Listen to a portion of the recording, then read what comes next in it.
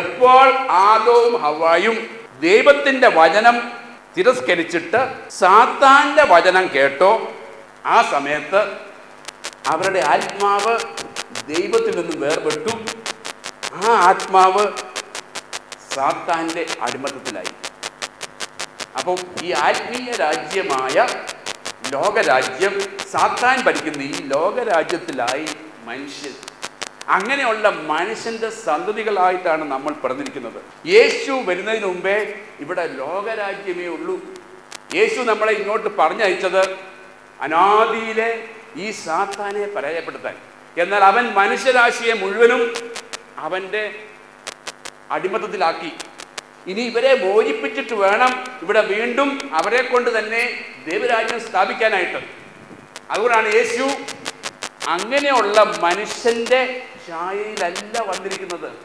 അവിടെ സാത്താന്റെ അടിമത്തത്തിലുള്ള ഒരു പുരുഷന്റെ ഇച്ഛയിൽ നിന്നുമാണ് അവൻ ജന്മമെടുക്കുന്നെങ്കിൽ അവനും അടിമയായനെ. അതുകൊണ്ട് ആ ഒരു വംശം വിട്ടിട്ട് സ്വർഗത്തിൽ നിന്ന് നേരിട്ട് ഒരു കന്യകയിൽ നിന്നും ജനിച്ചത്. അതുകൊണ്ടാണ് ഈ അടിമത്തത്തിൽ കഴിയുന്ന പുരുഷന്റെ ഇച്ഛയിൽ നിന്നും അല്ലെങ്കിൽ ഒരു പുരുഷന്റെ സ്പർശനം ഏൽക്കാത്ത സ്ത്രീയിൽ നിന്നും ജന്മമെടുത്തത് അവൻ പാപിയാകാതിരിക്കാൻ. ഇവിടെ വീണ്ടും ഒരു ആദമാണ് വന്നിരിക്കുന്നത്. ഈ രണ്ടാമത്തെ ആദം ആ സാത്താനെ പരാജയപ്പെടുത്താൻ വേണ്ടി ഇവിടെയുള്ള സർവ്വ മനുഷ്യരുടെയും പാപം, ഭാരങ്ങള്, ശാപങ്ങള്, രോഗങ്ങൾ ഏറ്റെടുത്ത് കുരിശിൽ മരിച്ച് അടക്കപ്പെട്ട് ഉത്ഥാനം ചെയ്തപ്പോൾ സാത്താൻ പരാജയപ്പെട്ടു. രണ്ടാമതൊരു സൃഷ്ടി ആരംഭിച്ചു. അപ്പൊ യേശു ഈ ദൈവരാജ്യമാണ് ഇവിടെ കൊണ്ടുവന്നിരിക്കുന്നത്. ഇന്ന് യേശു സർവ മനുഷ്യരെയും വിളിക്കുമ്പോൾ ഒരേ കാര്യത്തിലേക്കാണ് വിളിക്കുന്നത്. ഇതാ ദൈവരാജ്യം വന്നിരിക്കുന്നു, മാനസാന്തരപ്പെടുവിൻ. ആ യേശു 3 വർഷം പ്രസംഗിച്ചിട്ട് താൻ ചെയ്യുവാൻ വന്ന ദൗത്യം നിർവഹിച്ചു. കുരിശു മരണത്തിലൂടെ, ഉത്ഥാനത്തിലൂടെ സാത്താന്റെ മേൽ വിജയം പ്രാപിച്ച് അവൻ സ്വർഗത്തിലേക്ക് മടങ്ങി. എന്നാൽ അവൻ മടങ്ങുന്നതിന് മുമ്പേ അവന്റെ ഈ ദൗത്യം തുടർന്നുകൊണ്ട് പോകുവാൻ, അനാദിയിലെ ദൈവം ഉദ്ദേശിച്ച പ്ലാൻ നിർവഹിക്കപ്പെടാൻ അവൻ നേരത്തെ തന്നെ ശിഷ്യന്മാരുടെ ഒരു കൂട്ടായ്മ ഉണ്ടാക്കി. ആ ശിഷ്യന്മാരിലൂടെ ഇന്ന് യേശു അതേ പ്രവർത്തനം തുറന്നുകൊണ്ട് പോവുകയാണ്. ദൈവരാജ്യം പ്രസംഗിക്കുന്നു, രോഗികളെ സൗഖ്യമാക്കുന്നു, പിശാചുക്കളെ പുറത്താക്കുന്നു. ഇത് ചെയ്യാത്ത ഒരു വ്യക്തിയും യേശു തൻ്റെ സഭയിലെ അംഗമായിട്ട് കാണപ്പെടത്തില്ല. കാരണം സഭയുടെ ദൗത്യം അതാണ്.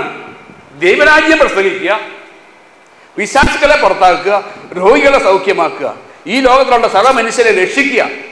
അതൊഴിച്ച് ബാക്കി എന്ത് പ്രവൃത്തി ചെയ്താലും ദൈവത്തിന് യാതൊരു വിധത്തിലും ഇൻട്രസ്റ്റ് ഇല്ല. നമുക്കിവിടെ നന്മ പ്രവൃത്തി ചെയ്യാൻ സാധിക്കും. അനേകർക്ക് വേണ്ടി നമുക്ക് നന്മ ചെയ്യാം. അത് നല്ല കാര്യം, അത് ചെയ്തുകൊള്ളൂ, ചെയ്യരുതെന്നല്ല. അതൊന്നും മനുഷ്യനെ രക്ഷിക്കുന്നില്ല. രക്ഷ ആത്മീയ തലത്തിലുള്ള രക്ഷ യേശുക്രിസ്തുവിലൂടെ മാത്രമാകിയാൽ യേശുക്രിസ്തുവിനെ സ്വീകരിച്ച് യേശുവിൻ്റെ ആത്മാവിനാൽ നിറഞ്ഞ് യേശുവിൻ്റെ വചനത്തിൽ ജീവിക്കുന്ന ശിഷ്യന്മാർ പ്രസംഗിച്ചെങ്കിലേ ഈ അടിമത്തത്തിൽ കഴിയുന്ന മനുഷ്യർക്ക് മോചനമുള്ളൂ. അതാണ് ഒരു ക്രിസ്ത്യാനിയുടെ ദൗത്യം. ആ ക്രിസ്ത്യാനി എന്ന നാമം ലഭിക്കുന്നത്, ദൈവം അംഗീകരിക്കുന്നത് അവനൊരു ശിഷ്യനായിക്കൊണ്ട് യേശു ചെയ്ത അതേ കാര്യം ചെയ്യുമ്പോഴാണ്. ഹല്ലേലൂയ. ഞാൻ ഇത്രയും വർഷം പ്രസംഗിച്ചപ്പം എനിക്ക് പ്രത്യേകമായ ഒരു അനുഭവം എന്താണെന്ന് ചോദിച്ചാൽ, ഞാൻ എന്ന് ദൈവരാജ്യം പ്രസംഗിച്ചോ ഉടനെ ദൈവം അടയാളങ്ങൾ കൊണ്ട് സ്ഥിരീകരിക്കും. അന്ന് രോഗശാന്തി കൂടുതലാണ്. അതുകൊണ്ട് ഇന്നിവിടെ ഒരുപാട് രോഗശാന്തി ഉണ്ടാവും. കാരണം ദൈവത്തിന് ഏറ്റവും ഇഷ്ടമുള്ള വിഷയമാണ് ദൈവരാജ്യം പ്രസംഗിക്കുക.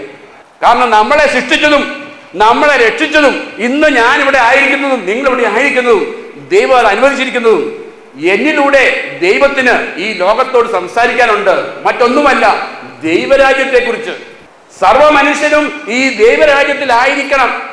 അത് ഞാൻ ചില ടെക്നിക്ക് കൊണ്ട് സാധിക്കത്തില്ല, ചില മന്ത്രം കൊണ്ട് സാധിക്കത്തില്ല, എൻ്റെതായ ചില ആലോചന കൊണ്ടോ ട്രെയിനിങ് കൊണ്ടോ പഠനം കൊണ്ടോ എൻ്റെതായ കഴിവ് കൊണ്ടോ അത് സാധിക്കത്തില്ല.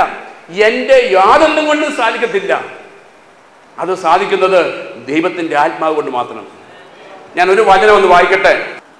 കർത്താവ് അരുളി ചെയ്യുന്നു, സൈന്യബലത്താലല്ല കരബലത്താലുമല്ല, എൻ്റെ ആത്മാവിലാലാണ്.